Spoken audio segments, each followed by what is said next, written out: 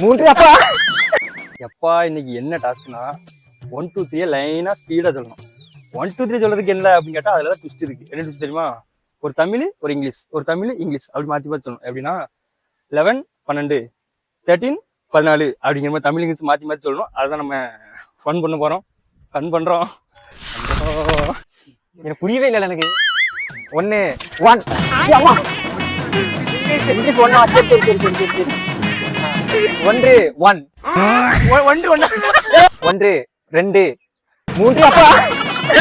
1 2 3 4 4 5 5 6 5 6 தான். 6 சொல்லணும் தமிழ்ல. 5 6 1 2 2 3 3 4 1 2 3 4 இவ மூத்திரத்தை குடி.